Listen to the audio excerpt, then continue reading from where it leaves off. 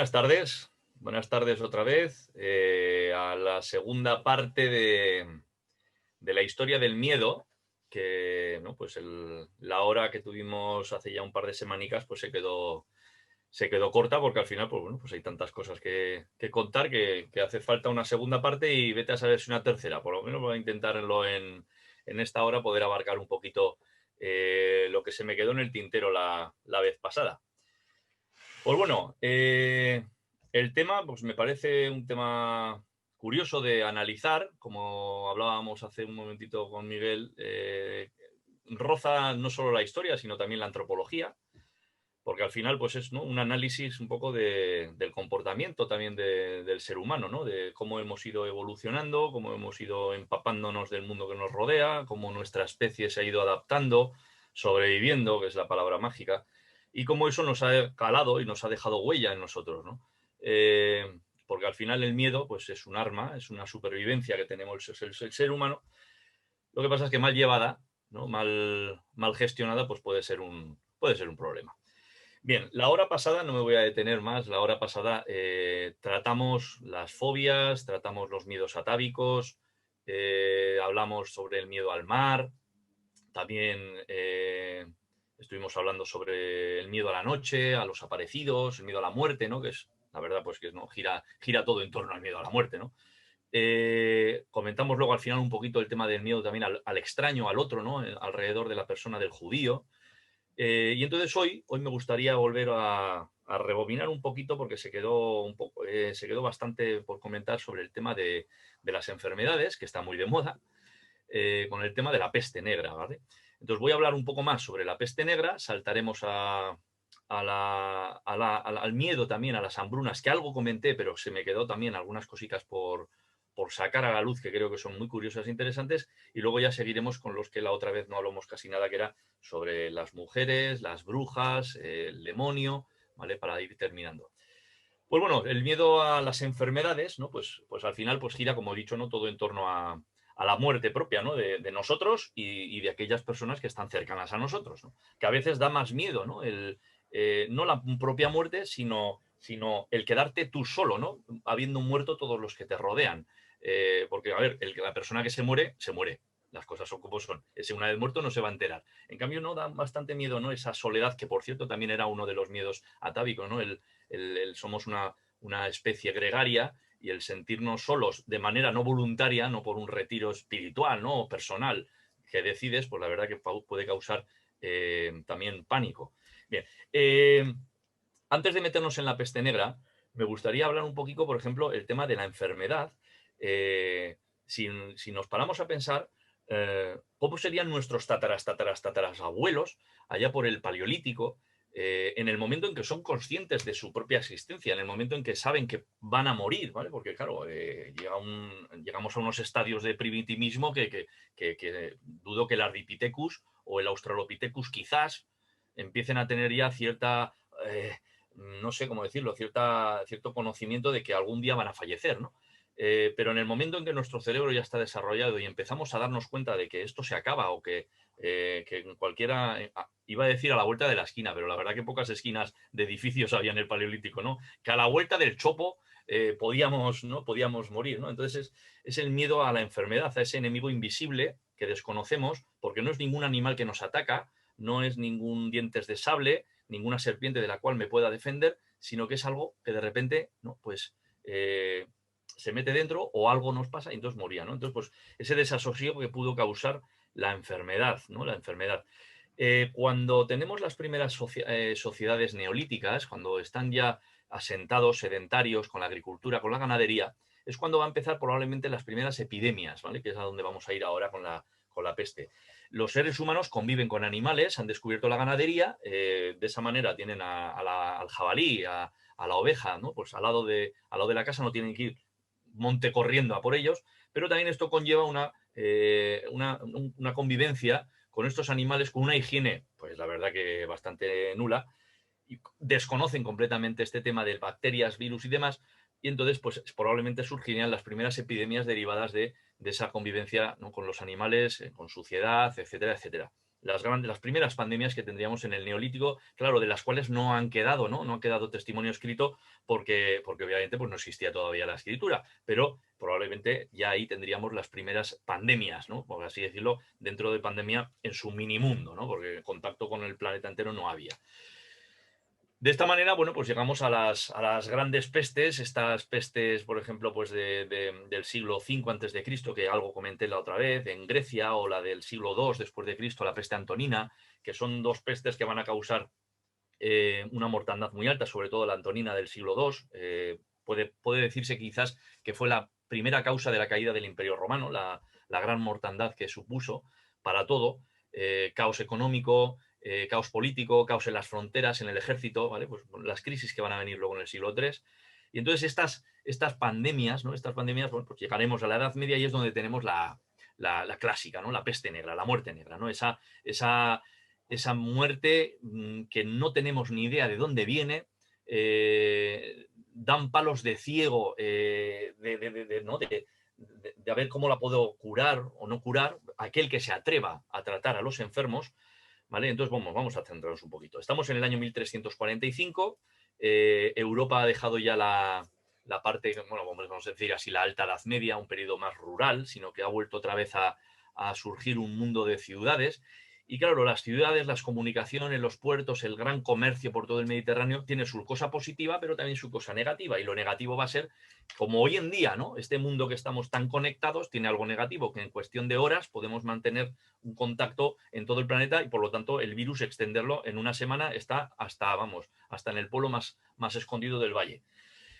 Lo mismo pasó en el siglo XIV a su manera, ¿no? Los barcos venidos del Mediterráneo Oriental traen la enfermedad a los puertos genoveses, a los puertos venecianos. Marsella es por donde va a entrar la peste, ¿no? La llamada peste negra.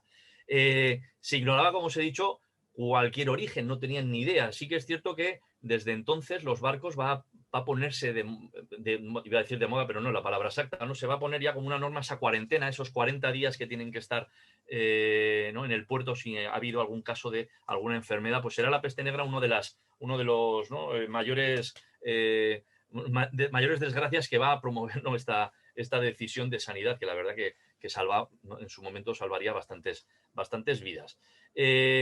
La peste se le llama peste, algo creo que comenté también. El nombre, la verdad, que no es que sea un nombre específico de esa enfermedad, sino que es como si fuera una especie, ¿no? de miasma invisible, que lo olemos, nos lo tragamos y entonces enfermamos. Para nada van a conocer una transmisión sanguínea, la pulga, la rata, la higiene. No. Ellos piensan, para empezar, dejando a un lado lo que es el castigo divino, que todas las calamidades y enfermedades es porque hemos hecho mal, ¿no? Es como el niño que se cae y le dicen, eso te pasa por... A mí me llegaba a decir alguna vez mi abuela, cuando te pegabas, eso es porque algo mal habrás hecho, ¿no? Y por eso te has pegado, entonces como que el niño, Dios te ha castigado, ¿no? Con ese golpecito en el dedo pequeño del pie. Vale, entonces, quitando a un lado el castigo divino, pues entonces entramos, ¿no? en las explicaciones pues, más estrambóticas, como por ejemplo, pues todas vienen del extranjero, todas las enfermedades, eso es así, nunca sale ninguna en casa, siempre vienen de fuera. Y son gente extraña, ¿no? Son los comerciantes que han venido o son la minoría étnica que vive en la ciudad que ha traído esa enfermedad, veas el judío, por ejemplo. Y entonces vamos a buscar, ¿no? Tenemos que buscar un culpable. Vale, hablando de la enfermedad ya en plan científico, podemos decir que la peste negra, ¿vale? La famosa peste bubónica, su nombre viene por los famosos bubones o una especie como de grandes postillas que salían en el cuerpo, en las zonas de las axilas, en las ingles, porque la peste negra afectaba a los ganglios linfáticos, ¿vale? Que los ganglios linfáticos son los que producen los glóbulos blancos, que los glóbulos blancos son estos, si habéis visto la de Érase una vez el cuerpo, esta policía blanca que iba comiendo, ¿no? Estos leucocitos. Entonces, esta enfermedad afecta a los ganglios linfáticos y dejan de producir, ¿no? el glóbulo blanco. Entonces, pues se inflaman, se inflan, se hinchan y puede llegar a salir, ¿no? ¿no? esta especie, como yo les suelo decir cuando explico en clase, como si fueran estas caparazones de tortugas, ¿no? Terreras, ¿no? Una cosa, la verdad, bastante desagradable. No siempre tenían que salir esas, la verdad. Había una variante bastante más mortal, que era la septicémica, O también la otra, que era peor todavía, la neumónica, perdonad, la neumónica, que en este caso se transmitía por el aire y tenía una mortalidad del 100%. La anterior, la bubónica, que es la clásica, una mortalidad de un 30%, que ya es, ¿eh? Vamos a comparar, por ejemplo, con la actual, creo que la gripe, perdona, el coronavirus, que estaría, no sé si me equivoco, cero con algo, no llega, pues la peste negra era un 30%, ¿vale? Las personas que, la peste bubónica, ¿vale? Las personas que enfermaban tenían altísima fiebre, pulso rápido, vómitos, tos seca, y la muerte pues solía llegar en unas 24 o 30 horas con unas altísimas, como digo, altísimas fiebres de hasta el 42. Bien. Dice, por ejemplo, hablando de la peste, la solución más razonable, ¿no?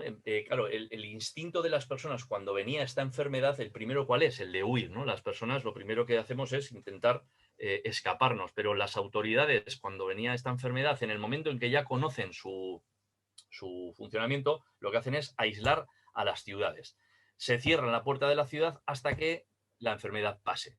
Claro, aquí caemos en que los nobles, las clases adineradas, pues son siempre, ¿no?, los que tienen más posibilidades de salir de la ciudad, ¿no? Pues juntando un poco de dinero al portalero y sobre todo porque tienen un lugar al que ir. Porque claro, ¿dónde va una persona humilde, una persona que no tiene dinero? Al campo, debajo de un chopo, ahí no puede sobrevivir, ¿no? Entonces, bueno, pues la gente que se logra escapar, pues bueno, pues la gente huye de la ciudad en las primeras horas. Vale. Una vez ya nadie ha podido salir, ¿no? Se cierra la puerta y empieza esta cuarentena. En la cuarentena se rompen todos los lazos familiares y todos los lazos sociales. La ciudad se queda desierta completamente. Los habitantes se apartan unos de otros. Se evita abrir ventanas, se evita bajar a la calle, las gentes se encierran en las casas con reservas de alimento que hayan podido acumular, ¿no? Incluso, dice, las casas se vigilan, se decía, se vigilan, incluso se llegan a encadenar las puertas de aquellos edificios donde habían sido detectados casos de enfermos demasiado rebeldes, ¿no? Gente que igual pues que tenía ganas de darse un paseíto por la calle, no quería aceptar las normas de cuarentena. Podemos aplicar, ¿no?, estas cositas a la actualidad, ¿no? El encadenamiento de puertas y demás, ¿no? Al final, ¿vale? La situación de la ciudad pues es un contrarreloj, es una especie de ruleta rusa, ¿no? Cualquier persona puede contagiarse y al final las calles primero se quedan desiertas, pero luego se empiezan a llenar de cadáveres, de cadáveres de todas aquellas personas que han muerto y no se dejan dentro de los edificios, de las casas, ¿no? Desaparece toda piedad entre hermanos, amigos, pues cualquier piedad, cualquier amistad, cualquier muestra de amor es peligrosa, ¿no? Los niños son separados de sus padres, las mujeres de los maridos, ya no existe el cariño ni fraternal, ni filial, ni nada, porque claro, el beso a tu hijo puede ser el beso de la muerte. Suena así muy rimbombante, pero es que es así, ¿no? Nadie quiere atender a un familiar enfermo porque en el fondo nadie quiere morir. Va a haber almas o personas más valientes que sí que se van a acercar a las personas moribundas, pero claro, ¿quiénes son? Nunca sabemos. Ahora lo pensamos y dices, yo me quedaré para ayudar. Y dices, cuando te llegue el momento y te veas en esa situación, seguro que ahí es donde te descubrirás a ti mismo. Quizás lo que has pensado no lo haces o al revés, ¿no? Las ciudades, por lo tanto, se convierten en un desierto, en un campo de muertos, en un centro de dolor, de locura, un territorio maldito, un señorío de la muerte total, ¿no? Los cirujanos y los médicos no tienen ni idea de lo que hacer. Estos bubones que os he dicho, pues claro, los ven y piensan, esto hay que arrancar. Claro, en el momento en que arrancabas esto, pues era tremendo, ¿no? Decían incluso, por ejemplo, Daniel Defoe, el de Robinson Crusoe, eh, escribe, no es la peste negra, pero escribe sobre la peste de Londres de 1666. Y dice, algunos bubones eran tan duros que no podían abrirse con ningún instrumento. Entonces los cauterizaban de tal forma que muchos pacientes morían enloquecidos por esta tortura, ¿vale? Al arrancarlos, ¿no? Estos dolores, ¿vale?, los dejamos a los moribundos, pero para las personas que todavía no están muertos, la peste suponía un traumatismo profundamente psíquico, ¿vale? Total, los gritos, el espanto, el dolor, las angustias, los miedos, las crueldades, el robo, la desesperación, todo, ¿vale? Todo hacía que la ciudad, ¿no?, pues se convirtiese en un patio de locura total, ¿no? Ahí quiero leer, por ejemplo, un texto escrito durante la peste de Marsella de 1720. Veis que no estoy todo el rato hablando de la peste negra, pero es que al final todas podemos compararlas. Incluso el día de mañana, quizás al explicar pestes, aparezca también el COVID-19 como también otro tipo de comportamiento ante una pandemia. Dice, mira, el enfermo está secuestrado en el apartamento más remoto de la casa. sin muebles, sin comodidades, cubierto de viejos harapos y con lo mal gastado que hay, sin más alivio a sus males que una cántara de agua que se deja a toda prisa junto a la cama, y con la que se abreva a sí mismo a pesar de su languidez y su debilidad, frecuentemente obligado a ir en busca de su cocido a la puerta de la habitación y arrastrarse luego para llegar otra vez a la cama. Por más que se queje o gima, nadie hay que le escuche. ¿Vale? Es una descripción de cómo podían vivir los enfermos en las casas. Olvidaros de los hospitales, lo de ahora. Las UCIs, cero, cada uno en su casita, en el cuarto. Y si no tienes a nadie que te cuide, pues entonces ya está, ¿vale? No tienes nada más que hacer. Vale. Cuando la persona muere, ¿qué se hace con él? Como he comentado antes, se baja a la calle, se tira por la ventana o, si le tienes cierto aprecio, se baja con cuerdas, ¿vale? Porque claro, pues si es un familiar directo, pues no lo vas a tirar desde la ventana. No, a ver, una cosa es que esté muerto, otra cosa es que hacer cosas feas. Se bajan con cuerdas a la calle y se espera a que pase el carro de los muertos. El carro de los muertos, la verdad que tenía que ser una escena dantesca, ¿no? Un carro con, imaginaros, ¿no? Pues 10, 20 personas encima, mal vestidas, incluso desnudas, totalmente pestilentes, todos muertos, con unos señores que se encargan de llevarlos las caras tapadas. Si tienen algo de posibilidades, se comprarán de estos cucuruchos que habéis quizás visto en algún lado, unos cucuruchos que metían dentro hierbas aromáticas, romeros, tomillos, porque pensaban, como era la peste y era un olor, pensaban que al ponerse productos oloríficos, pues mentolados y cosas de estas, pues evitabas contagiarte, ¿no? Pero bueno, por lo menos se ponían algo, ¿no? Estos picos así un poco, ¿no? Que luego los podemos ver en las carnavales de Venecia, ¿no? A estos cadáveres los cogían con garfios, se los llevaban a los campos santos y allá los dejaban, ¿no? Estas carretas, el día que los que las empujaban dejaban de poder hacerlo porque habían muerto, pues era, ¿no? Pues se quedaban todos los cadáveres a los lados de las calles hasta que alguien tenga bien quitarlos de allí. ¿Dónde se enterraban? En fosas comunes. Hasta la peste negra, hasta el siglo XIV, podemos encontrar, por ejemplo, aquí en Navarra hay muchos cementerios medievales del siglo X, XI, XII. Yo cuando trabajaba en arqueología me tocó excavar unos cuantos del siglo XII, siglo XIII. La gente se enterraba en cistas, que son se hace un agujero y se hace un muro con piedras, con lajas, donde se mete el cadáver y luego se tapa con unas grandes losas, ¿vale? Claro, cuando mueren 40, 80 o 120 personas en un día, no da tiempo a hacer esas estructuras de piedra. Por lo tanto, se utilizan las fosas comunes.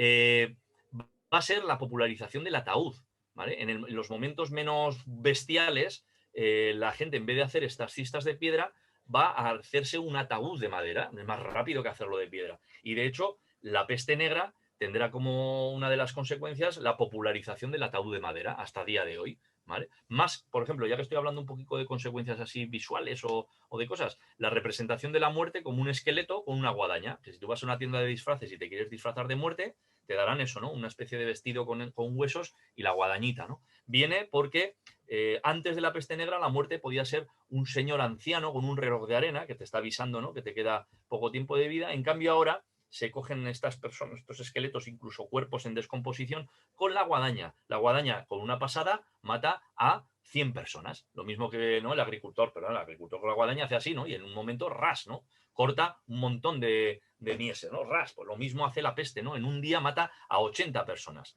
Vale. Bueno, pues esto sin más es como unas cositas, ¿no?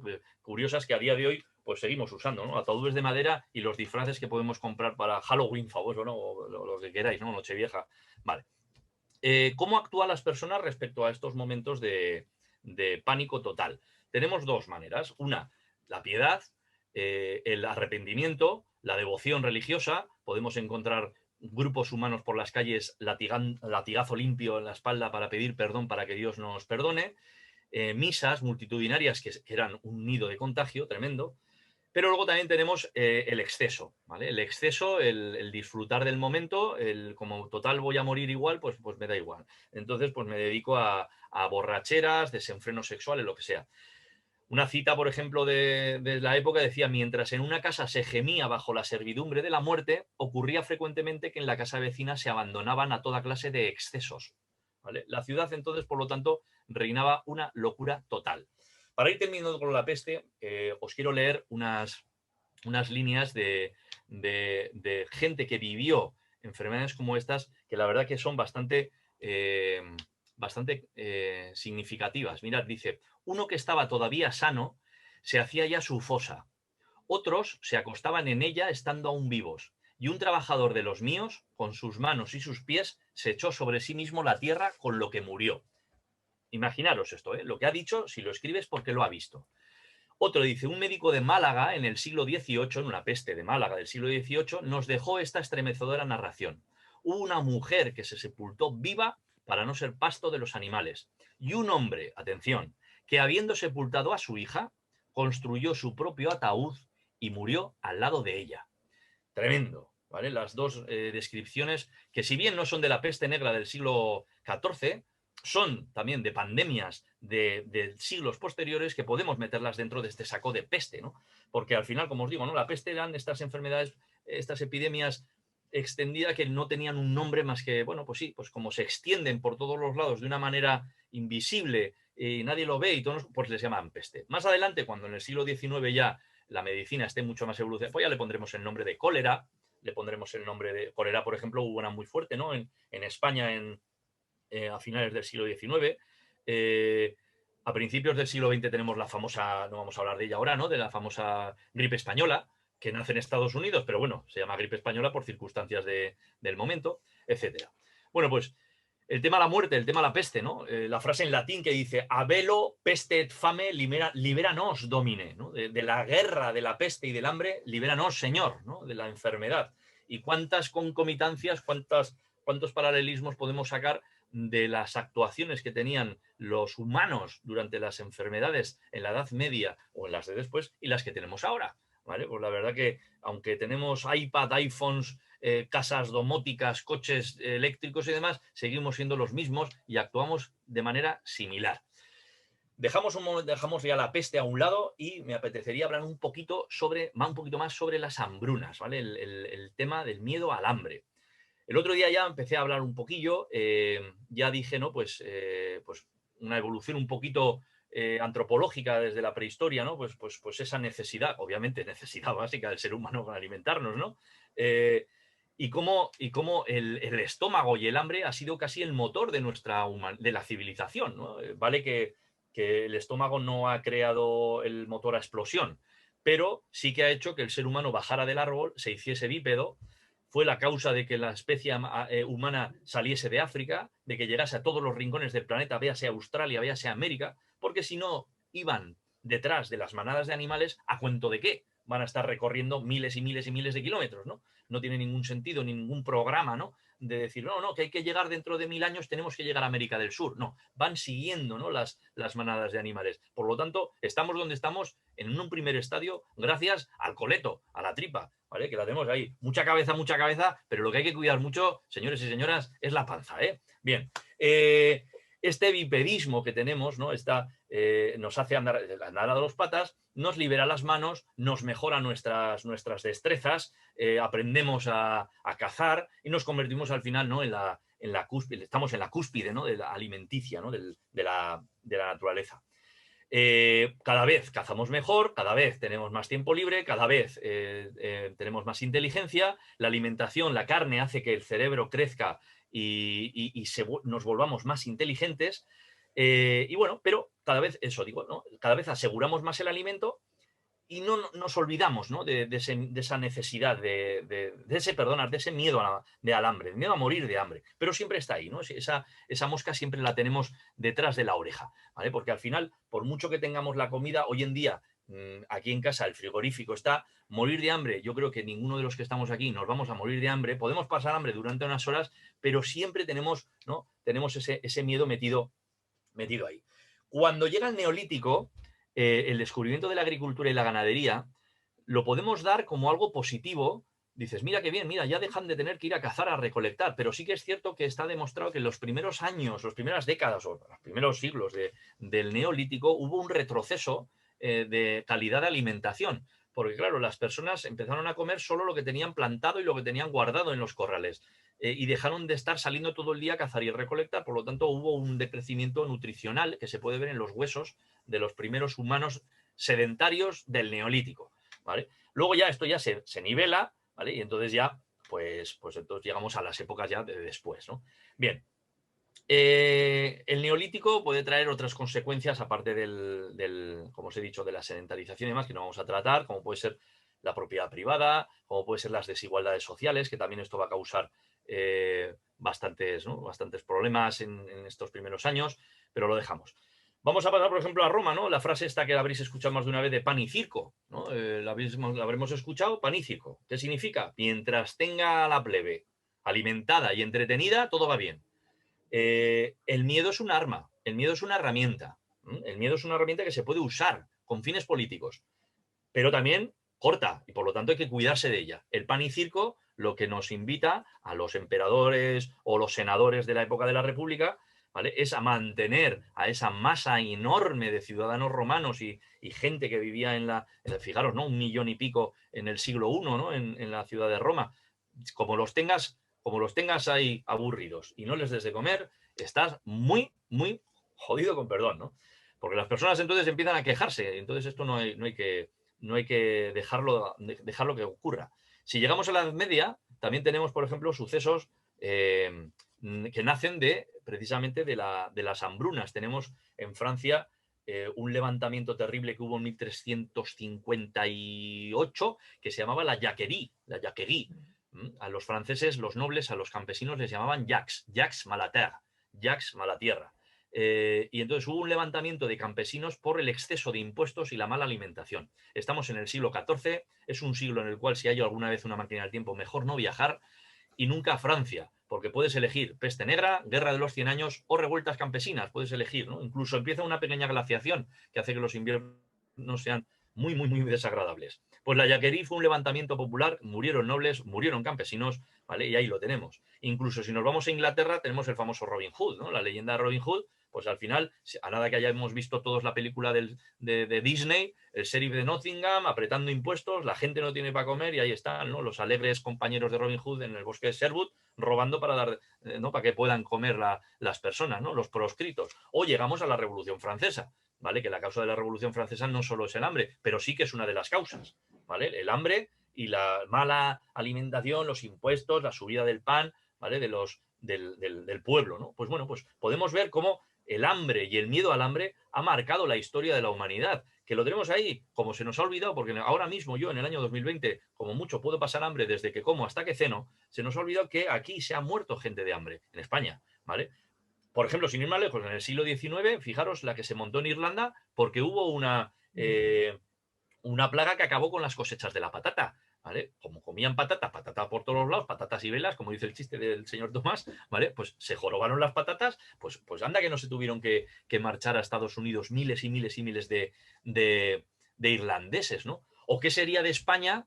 ¿Qué sería de España sin el hambre? ¿Qué sería Lazarillo de Tormes? O Rinconete y Cortadillo, ¿no? No tendríamos ni Lazarillo ni la picaresca española, no tendría el Buscón de Quevedo, no existiría sin ese hambre. Lazarillo, si con el estómago lleno, no haría lo que hizo, ¿vale? O yo qué sé, si nos vamos al siglo XX, ¿qué sería de nuestro Carpanta, ¿vale? ¿Qué sería de Carpanta con la tripa llena? Bueno, pues por lo tanto, podemos ver cómo a lo largo de toda la historia el hambre, el miedo al hambre, la necesidad, ¿vale? Ha causado guerras, levantamientos populares o incluso, ¿vale? Pues personajes literarios, ¿no? Pues tan inmortales como el Lazarillo, ¿no? Que os he comentado. Las propias, estas hambrunas, por ejemplo, si ya nos vamos a otros, por ejemplo, no quiero terminar sin comentar, por ejemplo, el tema de cómo vive la población de ciudades con las hambrunas, ya que vivimos en Pamplona, mencionar, por ejemplo, la de 1813, el asedio napoleónico de 1813, donde acaban comiéndose los habitantes de Pamplona. Se dice que no quedó ningún gato, ningún ratón, ni rata, ni perro, ¿vale? E incluso hubo gente que se empezó a comer la hierba y los pajaricos que se ponían en el suelo ya podían levantarse rápido, ¿vale? Terrible, ¿no? Lo que podemos vivir. O, por ejemplo, estamos ahora celebrando el 5º centenario del viaje de Magallanes y Elcano, que estamos en el año 2020, ¿no? Cuando llegó Juan Sebastián Elcano del viaje, que salieron allá por ¿no? Cuando salieron en 1519 y llegaron en 1522, salieron 5 naves con 200 y pico hombres, volvió solo una, con Juan Sebastián Elcano al mando, 17 hombres, y los otros, las otras 5 naves y los otros 200 y pico marineros, 230 y tantos, pues habían muerto en el viaje. Un viaje enorme. Dieron la vuelta al mundo, eso es cierto. Pero ¿cómo llegaron? Llegaron, vamos, esqueléticos perdidos. Se comieron el cuero de los cinturones, de los zapatos. Se sabe que hasta cogieron la madera del barco, partes del barco, mástiles, y fueron limando, sacando serrín para comer serrín. ¿Vale? La verdad que el ser humano, ante la hambruna, llegamos a comer lo que sea, como os he dicho, ¿no? Hierba, ratas, serrín, cuero, ¿vale? O incluso yo una vez vi en la Revolución Rusa, en el siglo XX, una fotografía en una revista, en la de Muy Interesante, una revista de una señora vendiendo carne humana durante la Revolución Rusa en la zona de Siberia, ¿no? El tema del canibalismo, ya que hablo de la comida, de comer carne humana, quiero tocarlo un poquito. Nuestros antepasados fueron caníbales en según qué momentos, ¿vale? No, tenemos el Cromañón o el antecesor, se han encontrado restos de huesos con marcas de cuchillos de sílex, ¿vale? De cortar la carne y comérsela. ¿Qué lleva a la especie humana a convertirse en caníbal? ¿No? El canibalismo es un tabú. Hoy en día, ¿no? Pues sí, el canibalismo, que vamos a hablar, ¿no? Pero claro, ¿qué empujó a nuestros antepasados a tener que comerse unos a otros? Ya luego en qué contexto ya no lo sé, ¿no? No sabemos si lo mataron y se lo comieron o murió por accidente y entonces aprovecharon a comérselo, ¿no? Hace 65.000 años, hace 150.000 años, quedan los restos de esos huesos en los cuales se ha cortado la carne y se lo han comido. Quizás fue por necesidad y esa necesidad luego le buscaron una explicación para sentirse mejor, quizás, no sé, ¿vale? Una explicación simbólica de comerme el espíritu, darme fuerza. Al final, cuando comes, tampoco hace falta estudiar nutrición ni vivir en el siglo XX, XXI. Una persona que no come está débil, una persona que come está fuerte. Si tú comes una hormiga, teniendo mucha hambre, no coges energía. Si comes un animal grande, coges energía. Ellos establecen un paralelismo, ¿no? Y ya, claro, si comes un humano, entonces tienes que coger su fuerza. Por lo tanto, al guerrero que has matado, a tu enemigo, si es fuerte, si te lo comes, eso te lo comes tú. Se mete dentro de ti, ¿no? Entonces ese canibalismo ritual es el que ha quedado en algunas culturas, ¿no? De hecho, la Eucaristía, en cierta manera, ¿no? Al comer el cuerpo de Cristo, estamos comiendo el cuerpo de Cristo para introducirlo dentro. Y el vino y la sangre, ¿no? Estamos, en cierta manera, es un canibalismo ritual. No estoy diciendo que somos caníbales, pero que sí que es un canibalismo ritual, ¿no? El, vale, entonces, que me estoy despistando. El canibalismo, por lo tanto, es una necesidad, ¿vale? Ha sido una necesidad que luego quizás ha habido, ¿no? Una explicación simbólica para mantenerlo. Sí que luego encontramos momentos en la historia del hombre que por esa necesidad en tiempos modernos donde ya no se practicaba el canibalismo, se ha tenido que dar, ¿vale? Por ejemplo, los españoles, cuando llegaron a América, en los indios caribe, había algunas tribus que eran caníbales. De hecho, la palabra barbacoa parece ser que viene de un idioma nativo de allí, de una estructura que hacían con bambús verdes recién cortados donde ponían la carne a la parrilla. ¿Vale? Entonces la palabra barbacoa evoluciona de ese término que utilizaban los caribes para la parrillica donde asaban ahí al señor Juan Hidalgo de allá, de Alcalá de Henares, ¿no? Para comérselo. Pues bueno, cuando hagamos una barbacoa, acordaos de esto. ¿Vale? Bien, por ejemplo, tenemos casos a mí me gusta mucho el caso de un pintor, perdonad, un naufragio francés del siglo XIX, es muy significativo, que fue pintado por Géricault, que se llama La balsa de la Medusa.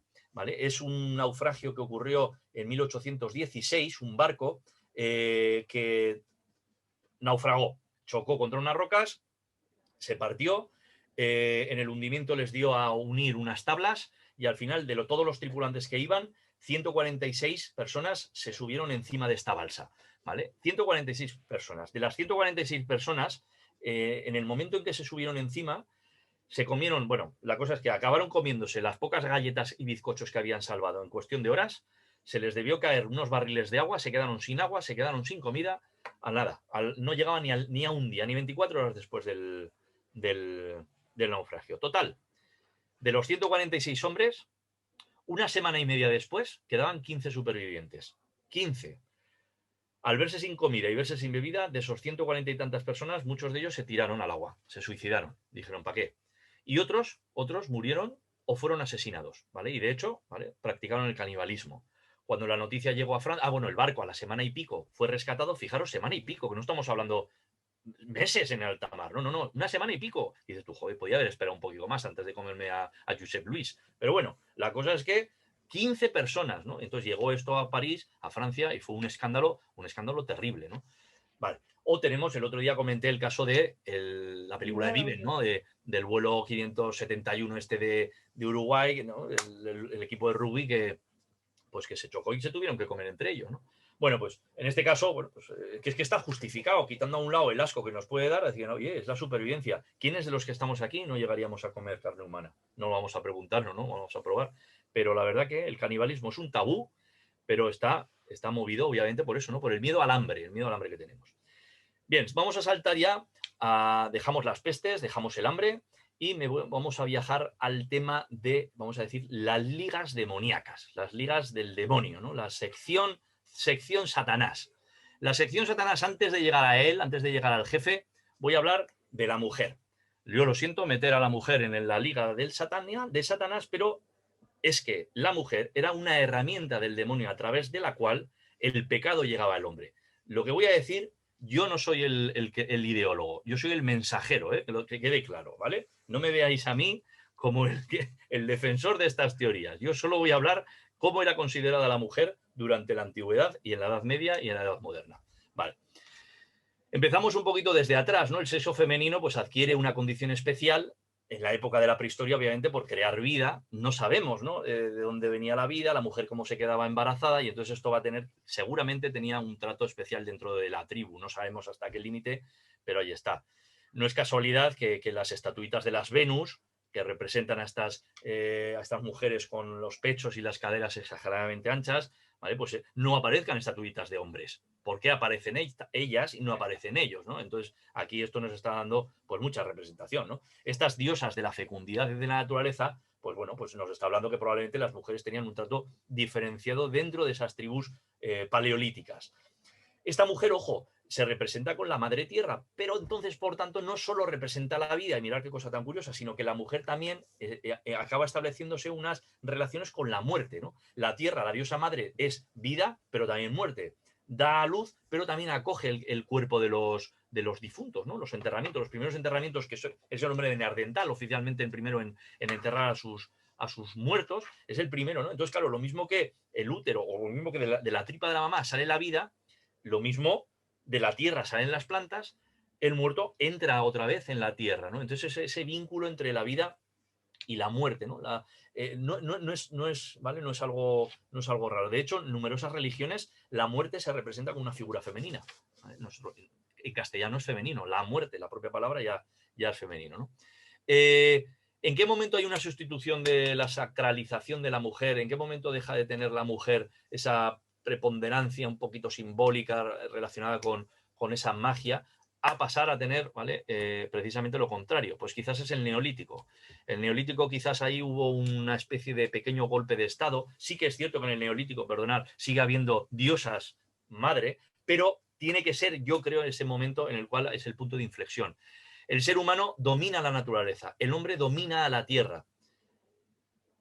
El paralelo entre el arado metiéndose en la tierra y echando las semillas, no hace falta que estemos aquí dándole mucha explicación con el acto sexual, ¿no? El hombre clava el arado, hace un agujero en la tierra, penetra la tierra y echa las semillas. Quizás fue ese el momento en el cual el ser humano se dio cuenta de que si uno de los dos tiene que ser especial, sea el hombre y no la mujer.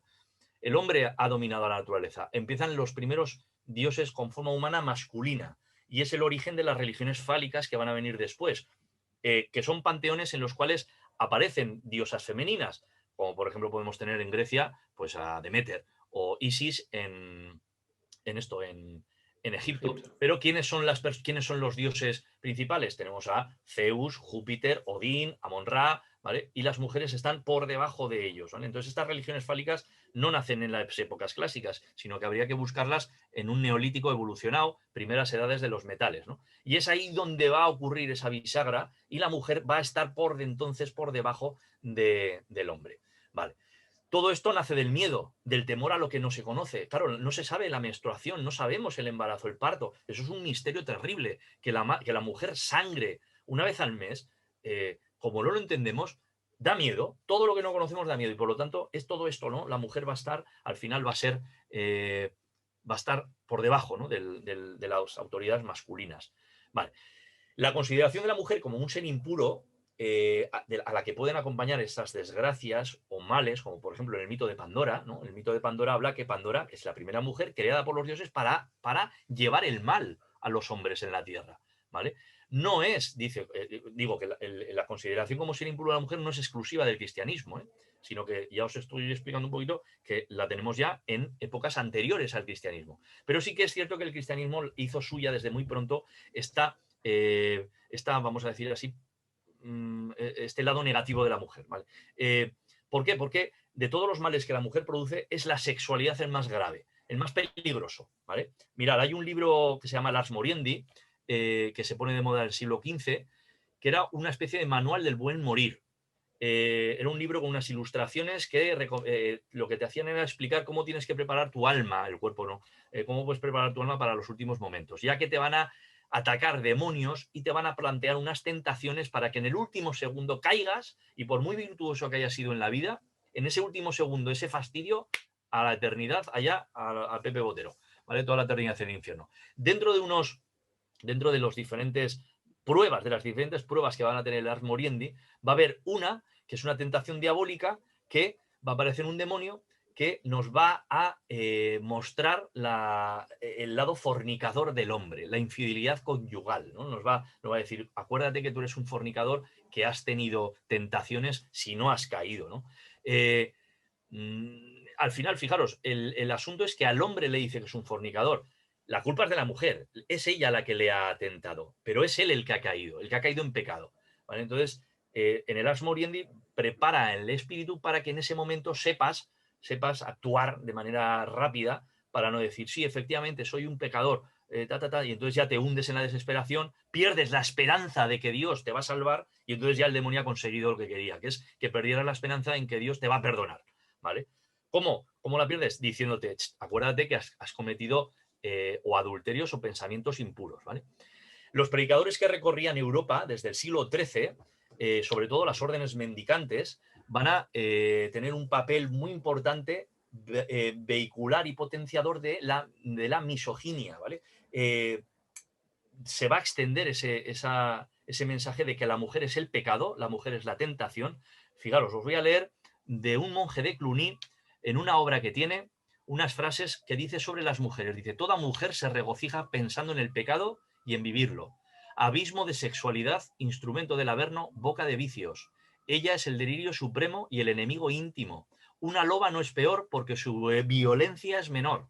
Se maquilla, se transforma y se tiñe. Se complace en ser dañina cuanto puede. Mujer fétida, ardiente para engañar, llama de delirio. Mujer pérfida, mujer infecta, más feroz que las piz, más furiosa que las furias. Bueno, y no voy a seguir porque me va a llamar aquí la Guardia Civil. Vale, podríamos continuar, ¿vale? Con otras obras, que ojo, estas obras luego van a estar repartidas por todas las parroquias y por todos los lados y es lo que van a mamar todas las personas que van a ir a las misas y todos los religiosos que se van a educar para poder, ¿no? Para poder ser curas, sacerdotes o lo que sea. ¿Vale? Por ejemplo, tenemos otra de 1330 que se hizo a petición del Papa Juan XXII, que dice, Eva fue el comienzo de todo y la madre del pecado. Las mujeres atraen a los hombres mediante sueños falaces y los llevan al abismo de la sensualidad. Para mejor engañar se pintan, realizan danzas que encienden el deseo. Se pone sobre el hombre en el acto del amor, cosa que hizo provocar el diluvio. No sé si alguna vez os habéis planteado por qué hubo el diluvio universal. Pues parece ser porque las mujeres se pusieron encima de los hombres, ¿vale? Cosa que no hay que hacer. A la manera de los animales, dice. La mujer es ministro de idolatría. Es insensata, chillona, inconstante, charlatana, ignorante, envidiosa, peleona, colérica. Siente inclinación hacia el vino, ojo, que soporta mal. ¿Vale? Aquí esto me hace mucha gracia. Dice que la mujer siente inclinación al vino, pero encima lo soporta mal. Y dice, claro, los hombres también, pero nosotros lo soportamos bien. ¿Vale? El marido debe desconfiar de su esposa. A veces lo abandona o le da un hijo que no es de otro, que no es suyo. O también le envenena la vida con sus sospechas y sus celos. Si se le deja a la mujer las riendas del hogar, será tiránica. Atención, estamos en el año 1300 y pico, ¿eh? Estos mensajes son los que van a pulular. En 1517 se hace una reedición. En 1680 se hace una reedición de esto, ¿eh? O sea que estamos hablando de siglos con este mensaje llevado a los púlpitos, llevado a las casas y llevado a la sociedad. De esos polvos vienen estos lodos. Claro, todo lo visto hasta ahora, todo este miedo, este odio hacia la mujer y ese rechazo de sus dones naturales, considerándolos pecado e impuros, todos esos ataques indiscriminados desembocan en un enemigo al que temer, ¿vale? ¿Cuál? La bruja, ¿vale? Llegamos por fin a la bruja, ¿vale? ¿Qué pasa con la bruja?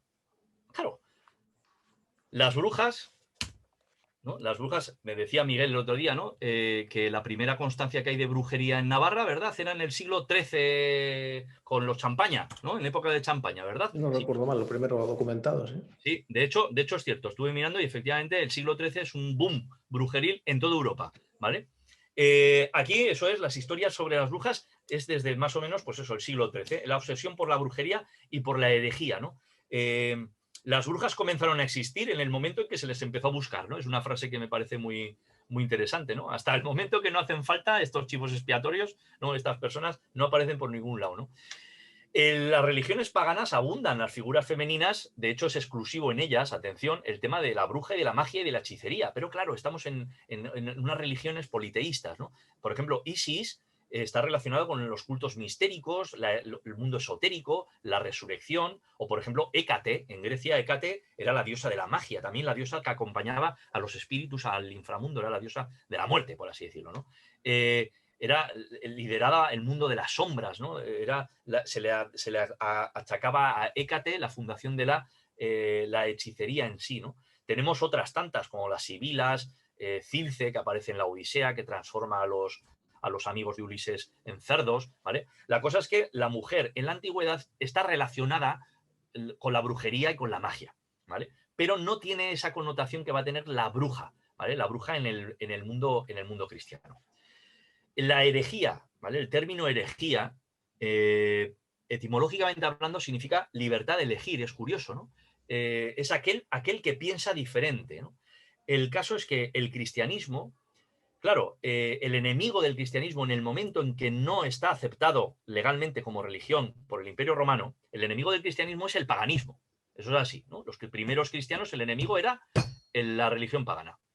En el momento en que Constantino y luego ya Teodosio declara la religión cristiana como la religión oficial del Imperio Romano, entonces ya cambia. El enemigo ya no es el paganismo, porque el paganismo ya ha desaparecido. Hay que buscar un nuevo enemigo. ¿Cuál? El hereje, ¿vale? El que piensa diferente. Y tenemos, pues, desde las herejías, los arrianos, o ya nos vamos a la Edad Media y tenemos a los cátaros, ¿no? O incluso Prisciliano, ¿no? En España, en el siglo IV, este obispo gallego que hablaba sobre la pobreza de las élites de la iglesia, ¿no? Todo es herejía, ¿no? Bien, dentro de esta herejía, pues tenemos a las mujeres, ¿no? La mujer. Tenemos en la Biblia, tenemos en el Talmud, en el mundo judío, tenemos frases desde... La mayor parte de las mujeres están familiarizadas con la brujería, podemos leer en el Talmud, ¿vale? O en el Levítico dice, si entre vosotros hay un hombre o una mujer que sea nigromante o adivino, debe ser muerto, lapidadlo, que su sangre caiga sobre ellos mismos. En este caso mete también al hombre, ¿vale? No dejarás vivir a aquella mujer que practique la magia, ¿vale? Encontramos en el Éxodo. Bueno, a partir del siglo XIII, que es lo que hemos hablado antes cuando hemos empezado, es cuando se hace un gran endurecimiento de la Iglesia respecto al tema de la magia. La magia está prohibida. De hecho, mirad, los Reyes Magos, esto es un tema que estoy trabajando, los Reyes Magos al principio no son estos magos de Oriente, y va a ser luego cuando se le añade mucho más tarde en esta época el término de reyes, porque de esa manera al ponerles reyes deja de ser magos simples, brujos, y es como si al ser reyes como que los hemos elevado, ¿no? Los reyes sí que tienen un poquito más permitido el tontear con la, ¿vale? Con la astrología, ¿no? Y adivinar un poco el futuro. Vale. Como digo, en el siglo XIII hay un endurecimiento y en el XIV la Inquisición aparece, ¿no? De una forma plena. Encontramos, es muy famosa la Inquisición española, pero eso es leyenda negra, ¿no? La famosa leyenda negra de la época de Felipe II. Realmente, para empezar, los juicios seculares, ¿vale? Los juicios, las persecuciones y ejecuciones del pueblo, ¿vale? Fueron infinitamente más crueles que las de la Iglesia, ¿vale? La Inquisición, cierto que quemó, cierto que encarceló y cierto que detuvo, ¿vale? ¿vale? Bueno, de hecho no quemaba ella, quemaba el brazo secular, pero era ella, ¿no?, la que acusaba. Vale, pero fueron siempre el pueblo, las masas, la turba, el verdadero peligro, ¿no?, de las ejecuciones, vamos, sin ningún tipo de sentido. Por ejemplo, la Inquisición francesa fue infinitamente peor que la española, pero muchísimo más. En Inglaterra, durante el reinado de Isabel, vamos, hicieron hogueras que podían haber utilizado esa barbacoa que hemos hablado antes de los caníbales, vamos, a tutiplén. En Escocia, ¿vale?, también. En Alemania, los puritanos se quedaron cortos. Y si nos vamos al Nuevo Mundo, ahí tenemos, ¿vale?, durante el siglo XVII, las persecuciones de brujas famosas, por ejemplo, de Salem, ¿vale?, con ejecuciones y demás. Lo que ocurre, ¿vale?, que España con esa leyenda negra se lleva la fama, ¿no? La Inquisición española, que es la peor del mundo. Pero hay que tener cuidado, ¿vale? Hay otras que son mucho, mucho peor. Julio Caro Baroja, ¿vale?, nuestro escritor, tiene bastante, ¿no?, testimonios, muchos estudios sobre la brujería, y nos ha proporcionado, por ejemplo, documentos muy interesantes de gente, de cómo analizar, cómo ver dónde hay una bruja, ¿no? Cómo saber cómo alguien es una bruja, qué aspecto puede tener, ¿no?, cómo son. Mirad, el aspecto físico es claro, son casi siempre viejas o ancianas, por así decirlo. Viejas son los trapos, no, a las brujas se les decía viejas, no ancianas, ¿vale? Campesinas, parteras, marginadas de la sociedad, siempre son gente que está apartada, ¿vale? Si es una señora que vive en el campo y está sola, esa va a ser bruja. Eh, Siempre va a estar marcada y hay que tener, con esas personas siempre hay que tener cuidado. Claro, es el extraño, ¿no? Acordaros el miedo al extraño. Mirad, hay uno que dice, para saber si hay brujo o bruja en estas partes, es una carta de un señor llamado Pedro de Balanza, que escribe a un señor llamado Íñigo de Velasco para que sepa si hay brujas en su sitio. Y le dice, para saber si tienes brujas en este lugar, dice, si algunos panes se pierden, si algunas plantas se pierden estando en flor, dice, por ejemplo, si se secan el grano en los almacenes, ¿no? No me sale la palabra ahora. Eh, Hórreos. en los hórreos, ¿vale? Dice, si en los montes hay bellota y se pierden, o sale la flor negra, si se hace polvo, si de repente hay algunas criaturas ahogadas y cuerpos de sapos flotando en el río. Entonces dice, tenga vuestra excelencia, por cierto, que si ocurre esto, ahí hay brujas. Vale. Hay un libro muy famoso que es el Maelus Maleficarum, que es un libro que se escribió en el siglo XV, con el cual es una especie de manual para saber cómo hay que tratar a las brujas, ¿no? Tiene 3 partes, se hizo en el año 1480, una cosa así. Está dividido en 3 secciones.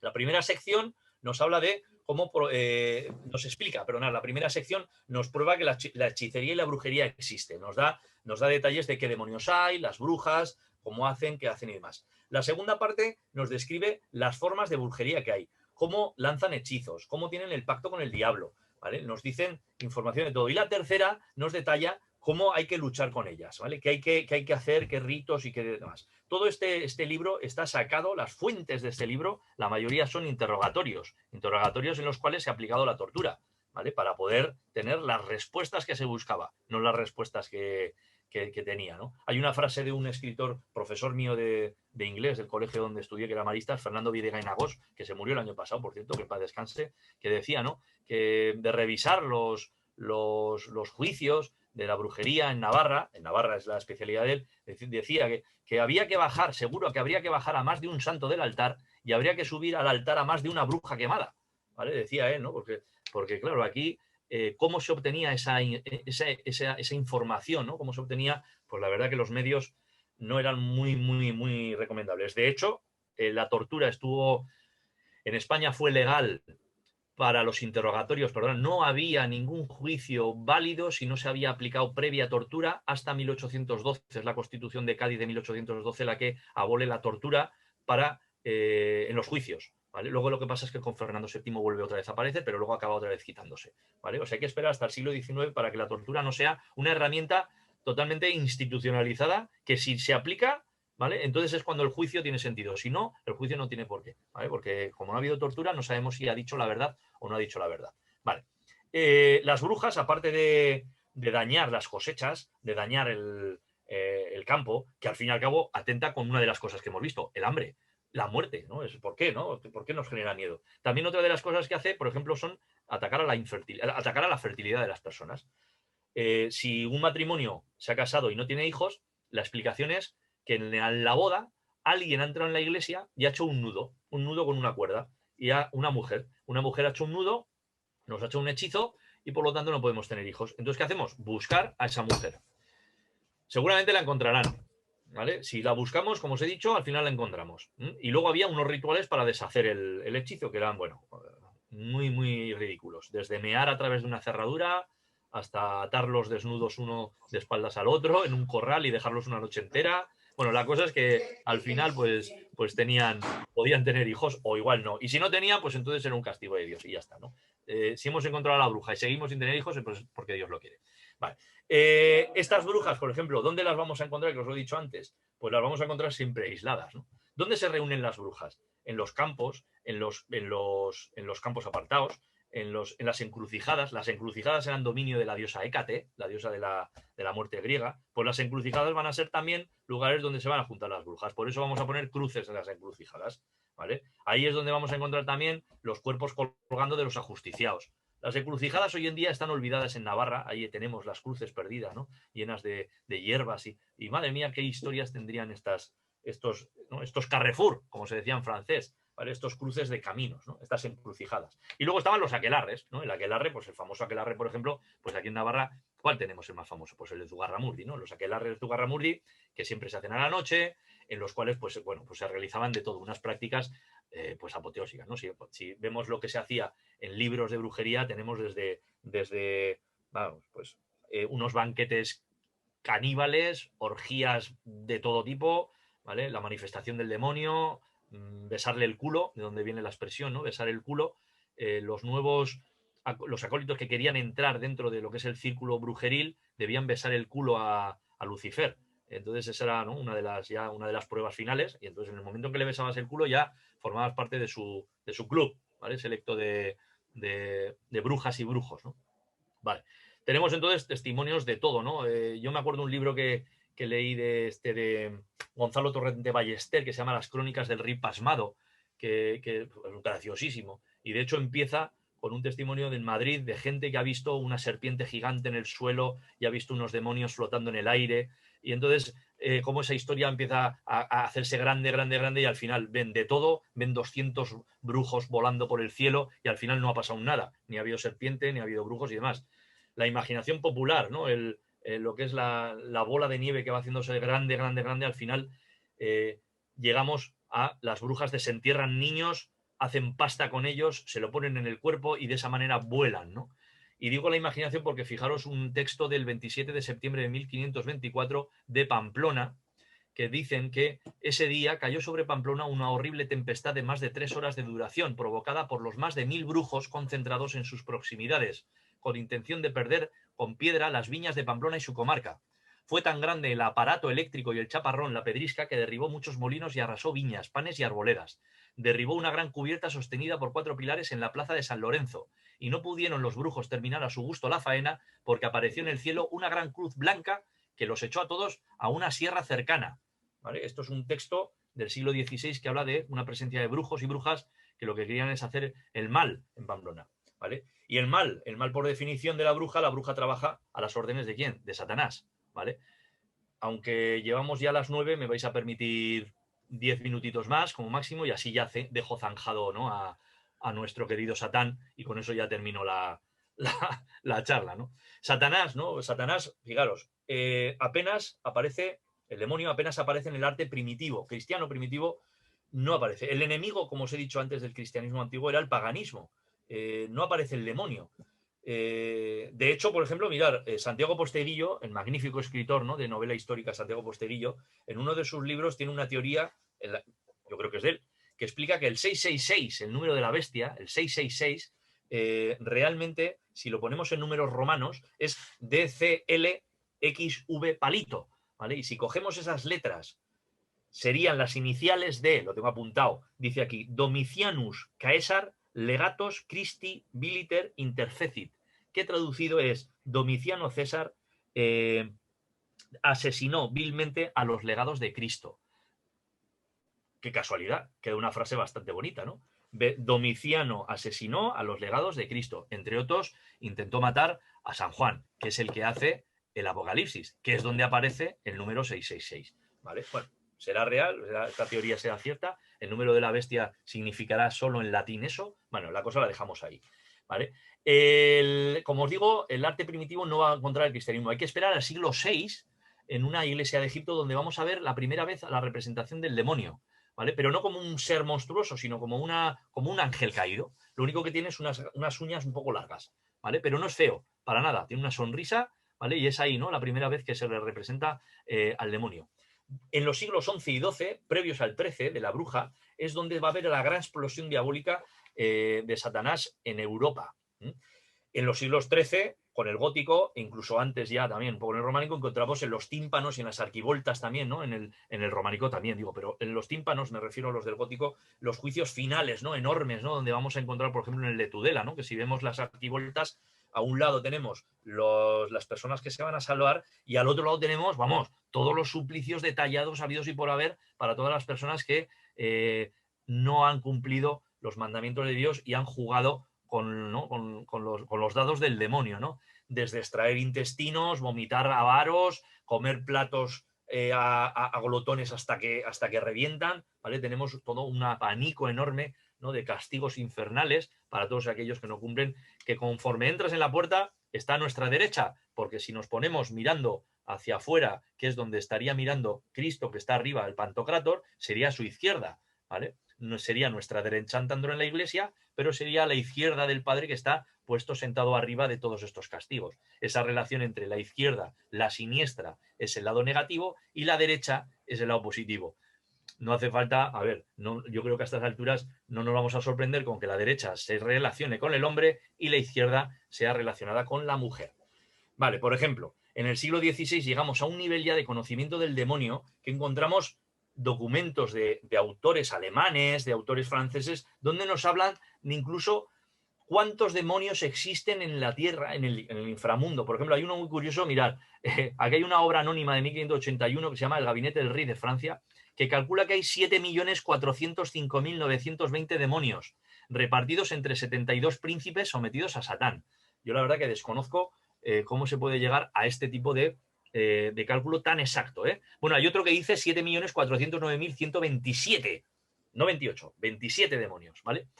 Uno de los momentos clave para lo que es el culto y la extensión de la imagen del demonio va a ser la imprenta, ¿no? El momento en el cual, a través de los libros que se empieza a popularizar, bueno, pues aparece por ejemplo, el Maelus Maleficarum, que he dicho antes, de las brujas, y es donde se extiende por todos los países ya lo que son los atributos clásicos del demonio como hoy en día los conocemos. Por ejemplo, hay algunos muy curiosos, como la representación del demonio con alas de murciélago, que procede, parece ser, de China, ¿vale? La verdad que es muy poco, ¿no? De lo que estamos viendo, ¿no? Pues el ala de murciélago en China, pues bueno, pues parece que viene por ahí el ponerle alas de murciélago y no de ángel al demonio, es una influencia china, así como ponerle senos de mujer. Ahora me está viniendo a mí, por ejemplo, representaciones de Baphomet, o de los templarios, cuando se les acusaba, que aparece un macho cabrío con unos cuernos, unas alas de murciélago y pechos de mujer. Bueno, pues esto parece ser que entra traído de Oriente, desde China, en los siglos XV, siglo XVI, ¿vale? Bien, este demonio, a ver, el demonio entonces se le adorna con todas estos atributos horrorosos, y luego pues con todo tipo ¿no? de dones, ¿no? ¿Qué dones? Pues puede llegar a matar a los hombres, puede resucitar cadáveres, puede convocar tempestades, conoce el futuro, pero no el futuro del destino de las personas, porque eso le corresponde a Dios, sino que conoce el futuro, por ejemplo, que sabe si va a venir un terremoto, sabe si va a venir una desgracia, ¿vale? Eso sí, ¿vale? Pero ya que yo vaya a hacer, no, eso lo tiene vedado, ¿no? Eso no lo sabe, ¿vale? ¿Cuáles son los aliados del demonio? Entonces, ahí tenemos al Satanás, tenemos al enemigo total del cristianismo, y tenemos a sus secuaces, que son los otros diablos, pero en el mundo de los vivos, entonces ya metemos, y con eso cerramos el círculo, a la bruja y al brujo, ¿vale? Que son los que van a ser los discípulos, ¿vale? Que son los que delega el demonio en él sus poderes, ¿no? Porque han hecho ese pacto con Satán, que entre otras cosas os he dicho, ¿no? Esa expresión de besar el culo, ¿no? Así, ¿no? Pues y con esto ya no voy a hablar más del demonio, porque con esto quería cerrar, ¿no? Cerrar un poco el círculo con los brujos, ¿no? ¿Cuál era su jefe, ¿no? Pues Satanás, ¿no? Este personaje que al final, pues en resumidas cuentas, sigue produciendo miedo. ¿vale? Pues al final pues, es el tema que estamos tratando, girando todo en torno al miedo, el miedo a la bruja, el miedo al demonio, el miedo a lo desconocido. Dentro de lo desconocido podemos poner desde la mujer, desde el extraño, el miedo al hambre, el miedo a la enfermedad. Miedo, miedo, miedo. Vivimos con miedo. Ese es el resumen. Magnífico, Pedro. Una gozada. Bueno, pues. No sé si me oyes. Sí, te oigo, te oigo. Decía Pedro que una gozada de charla una vez más, y además esta vez con esos 4 temas tan bien organizados. Nos hemos quedado al final, por lo que veo, con falta de tiempo para entrar en el de los extraños, y en concreto hoy te quería lanzar un reto para la siguiente, si tienes tiempo, que además de hablar de los famosos ejemplos de extraños personificados en los judíos, en Navarra tenemos una variedad peculiar e indígena, ¿no? Los agotes. Los agotes, sí, la verdad que muy curioso. Que además tienen, ¿cómo se dice? Tienen reflejo histórico hasta hace 4 días. Sí, cierto. Lo del tema de los agotes es muy curioso y además que se remonta a siglos y siglos atrás, sí. La verdad que sería un tema para tratar. Cierto que al final el extraño, ¿no? El otro me he centrado en el judío, pero porque, ¿no? Pues hay bastante. Más universal. ¿Vale? Es universal, ¿no? Pero sí que, claro, dentro del extraño es que el extraño podemos abarcar mucho, ¿no? Desde el agote, los extraños locales, aunque sean locales son extraños, y el extraño que es el extranjero, ¿no? Pues aquí, por ejemplo, en el momento en que triunfan las reformas religiosas, ¿no? Lutero, compañía, Calvino y demás, ¿no? Ese miedo al extranjero, ¿no? Porque va a traer las ideas, ¿no? Va a traer la herejía, el demonio, va a traer, ¿no? El mal, ¿no? Es el miedo al extraño, ¿no? El miedo al extranjero, ¿no? Al final los metemos, ¿no? Los metemos en un mismo saco. A los agotes, como tú bien dicho, la verdad que sí, te recojo el testigo, la verdad que me gusta el tema, ¿no? El apartarlos, el que tengan su sitio en la iglesia, incluso un muro, ¿no? A través del cual pueden ver la Eucaristía, pero no pueden mezclarse con los del pueblo. Es un tema interesante, sí. Al final gira todo en torno al extraño. Al miedo al extraño. Muy bien, no sé si, vista la hora, ¿hay alguien que tiene alguna pregunta o algún comentario? Si es así, abriros tranquilamente el audio. Aunque me imagino que con el tiempo que tenemos y el tipo de materia. Un momento, tenemos aquí en el chat. Bueno. No, se están despidiendo nada más. Que muy interesante todos. Sí. Que muy interesante, que muchas gracias. Y que entonces, Pedro, cuando quieras, seguimos. Pues oye, pues seguiremos hablando, claro que sí. Espero que os haya gustado y ya sabéis que amenaza con reflejar todas estas historias en un pequeño libro, o quizá no tan pequeño, porque el tema da para mucho, del miedo en la historia. Si ponemos pegatinas será muy gordo. Pondremos entonces. Pues muchas gracias a todos entonces y cerramos transmisión. Venga, buenas noches, gracias a todos. Dormir bien, ¿eh? Gracias, adiós.